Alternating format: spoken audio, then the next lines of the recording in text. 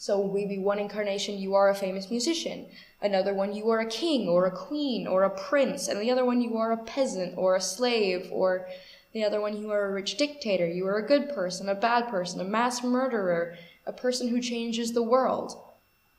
And all of that is important to make your soul stronger, bigger, and more full of love and better to God. So the highest purpose is to fill your soul with more love. The highest purpose is always love. I know that I myself I come from Shiva. I come from a divine aspect of Shiva, which is why my name is Shiva. And my mission, which also explains why I incarnated as I did, as a young girl with fluffy blonde hair and big blue eyes, instead of, I don't know, some terrifying tall man with large stature who's intense, is more because my message is not one that is harsh or scary or hard to digest. My message is one of love, and even though Shiva is depicted as god of destruction, he destroys what is bad, he destroys what the world does not need anymore, and he makes room for more love within people. He gets rid of false masks and false personalities and false fronts that people put up, which is my mission too, is to help people break down these parts of themselves that aren't themselves so that they can love themselves and come back into their loving light. And my mission is that, so coming as I am makes it easier for people to understand and accept that mission from me and to take me more seriously, I guess. The best advice that I can give those people, or those people who feel lost, is that it's okay to be lost. It's not something that you should be afraid of or that you should be worried about or you should be concerned about, because being lost is part of being human. It's why we spiritual beings became human and made Earth and chose to go there, because we wanted to experience this feeling of being lost and not knowing who we were and being scared and confused and having to find our own way through our lives. And because of that, we also have the ability to find ourselves again. And whether that is through what jobs we choose or what we change about the world, like people like Martin Luther King Jr., who radically changed the entire perspective of humans, that was how he became connected with his divine self again. And people do it in all sorts of different ways, and a lot of people feel pressured to follow a spiritual path to find that, but that's not necessarily what you have to do. It's just a way that seems to work for the majority of people, and if that isn't the way for you, that's okay too. You don't have to follow the way that most people follow. You just have to find the way that makes you most comfortable and makes you feel most at peace with yourself, and that may take experimenting and failing and feeling panicked because nothing's going right, and that's okay. It's really completely fine. As long as you don't stop, and as long as you keep trying to find yourself, it will, in the end, be rewarded, as hopeless as it may feel right now. Well, I wouldn't call it a game, but it is a good analogy, because when souls do come to Earth, they choose to forget, because especially the human body is an extremely fragile and small thing, which means remembering all that is our divine and feeling all of those aspects from birth on, well, we wouldn't handle it. Our forms would probably burst into flames or something worse.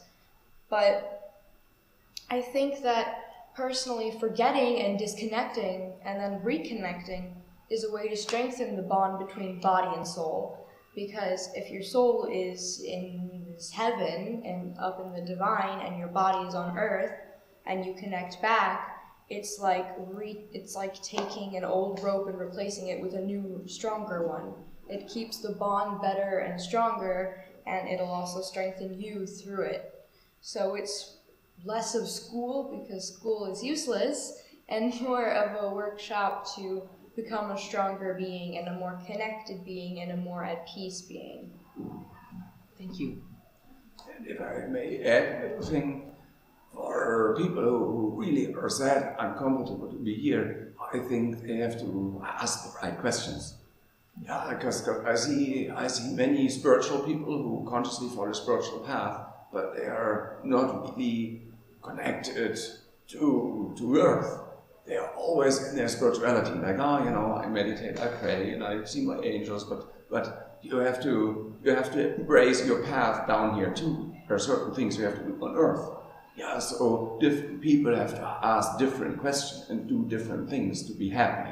People who are too spiritual, they have to possibly learn about money maybe a little more, and look at that, not like, oh, it's something bad, but it's something maybe you can learn what it is. Yeah, well, people who are not so spiritual might have to open up more to their spiritual side, to their guides. So it's always a quest to be complete and to find out what's the right question to ask to be more happy. And often people look in the wrong place. That's why they're never happy. When people are trying to find themselves, it's less a journey of discovering parts of you that weren't there before, and more of a journey of piecing yourself back together. Because when we are born on earth as humans and we aren't thrown directly into spirituality from birth, we are shattered in the sense that we are separate from our divine beings, and the journey of spirituality is a way to regain that while still also embracing our own humanity and the joy of being a human and experiencing everything there is to experience while being human, and at the same time being connected into our own heavenly being and being at peace with both parts of ourselves. Potentially, if you are still on earth and still alive on earth, and you connect back to your spiritual body completely, you go into a complete state of meditative rest and connect only with your soul, and you are only your soul in an out-of-body experience, you could, if you practice enough, remember everything. But I wouldn't necessarily suggest it. It can be an important spiritual experience, but when you come out of it, retaining all that information can be more than a little difficult for a fragile human body, which isn't even a fraction of what our souls are. And I feel like that if you do, and you can remember, you have the ability and power, willpower to remember, often that will also cause a lot of physical and mental problems for you. Mentally, because you're having to retain all of these memories, which means that may cause severe headaches or even insomnia in many extreme cases. And physically, it's exhausting to have your soul so close to your body like that, to retain your soul so close to your body, because it'll feel like there's constantly a heavy weight on your back, and it will feel like you can barely move. So I definitely think that it's important to connect to your soul and to remember and retain especially some of your past lives, because past lives are much safer for the brain and body to contain. But I wouldn't try and remember everything about being our God or spiritual being. I wouldn't try that. And if you can handle it, then good for you. You are very special in that case. But if you can't, and you probably can't if you're the majority of people, don't do it because it will hurt you. You should just focus on remembering past lives and connecting in this life to who you are, but not trying to connect your human body and become one with your soul. Because if you and your soul merge into one being that cannot be separated, there will be very, very painful consequences of it. And that's why we also choose to keep our souls in heaven separate from the human body. Because that way, when we discover it, it's a safe way to learn ourselves again with minimal suffering. My heaven stories, I get a person that I have to read, and he draws a picture that he gets spiritually relating to said story, and then I take the book with the picture, I look at the name, I say who I'm reading, I connect to my divine being, and I read whatever story the divine being is telling me. So I am less of a writer and more of the storyteller, and I'm just reading the stories that the universe has written. Just now I get to tell it to humans. Well, in a way, I mean, again, connecting back to the heaven stories, because those are a huge part of my mission now. Because through the heaven stories, I can tell people about who they are and their being and help them move forward in their spiritual path, and in a way that heals them, because it puts another puzzle piece back into their whole being, one that may actually help make the picture for them much more clearer so that they can piece themselves together better and more efficiently. So in a way, I guess I am healing people through my stories. If I may add a thing also sometimes, as a heaven story, where the people get the story ready, a very clear direction, what they should look at right now to get better in their lives. Sometimes there's a very clear directive in it, and to follow that directive is also very healing. The whole purpose of the journey is, one, to widen the soul in a way. Like, you're expanding the soul's knowledge and the soul's experiences and the soul's overall light and love and power. Because the more lives the soul can cycle through and the more times it forgets itself, the more times it can remember itself and heal. And every time it heals, it comes back stronger than before. It's like training, conditioning your soul to be stronger and more resilient and bigger and more full of light. And the more incarnations that soul goes through, the stronger and stronger it will perceive itself. And the stronger it perceives itself, the stronger it really is. Because a soul is only as strong as it chooses to be. And many souls don't choose to be that strong. And those are souls that go through easy incarnations, easy lives where they are born rich and they never have any problems. They have good friends, they're talented at everything. And some souls choose hard lives where everything goes wrong for them, everything is miserable, and they have to claw their way back into their own lives, and they have to drag their way up to become who they want to be, and they have to work hard. And some souls choose to go in the middle. They don't necessarily have a terrible life, but their life isn't handed to them on a silver platter. They have to work, and they have to stress, and they have to live a different life than what people would consider is normal. And each soul will go through one of said lives multiple times over again, and they will experiment with different lives and try different things. And every time their life is drastically different from the past one, their experiences, well, they expand. They understand more of what it is to be human. Well, I think that a lot of people, especially people I know personally, they cling to religion because they themselves, as humans, are afraid. They're afraid of their own power and their own abilities and their own entire being. So they cling to gods that they believe are better and stronger than they are, and they cling to a higher power because they think that if they have some set rules that they can follow and bow down to get into a general paradise when they do die, or their earth forms disappear, wither away like everyone's do. They cling to it because, again, they are terrified that if they don't, where will they go? Will they be punished? Will they go nowhere? Will they be floating forever, conscious but not moving? And I think that a way to open their minds is you don't have to force them out of a religion. It's fine if they have a religion. That's not the problem.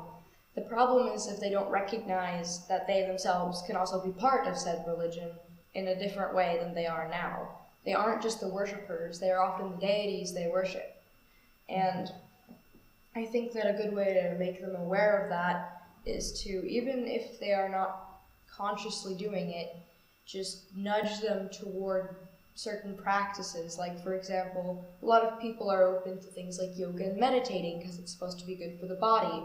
So taking extremely closed-minded people and trying to get them to do said things often makes them more open-minded as people to follow their own path and to discover themselves in whatever way is right for them. Darkness is a little bit harder to explain than light, because as we know, light is good, light is what we all are, light is what we aim to be, and light is what we are in our souls.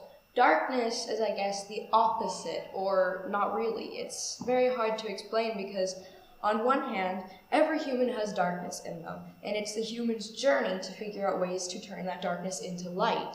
Not to get rid of it, but to change it back into what we are as beings. But at the same time, darkness can come from outside sources, or terrible things happening to the earth indirectly because of humans' actions over the years. And that is in itself a darkness because Mother Nature is being destroyed. But at the same time, humans themselves give out and dish out darkness to other people because they're afraid to face their own.